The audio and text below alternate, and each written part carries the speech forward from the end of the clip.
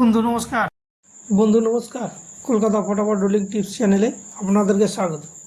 আপনারা কেমন আছেন বন্ধু? আশা করি আপনারা সবাই ভালো আছেন এবং সুস্থ আছেন।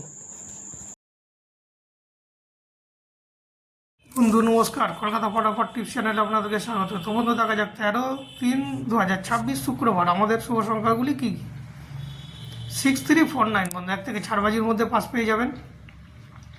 1 থেকে দুবার পাস হবে, তবে একবার পাস নেবেন, ড্রপ করে দেবেন। 3 ডিজিট আছে 361, এটাও বন্ধু 1 থেকে 4 বাজির মধ্যে পাস পেয়ে যাবেন।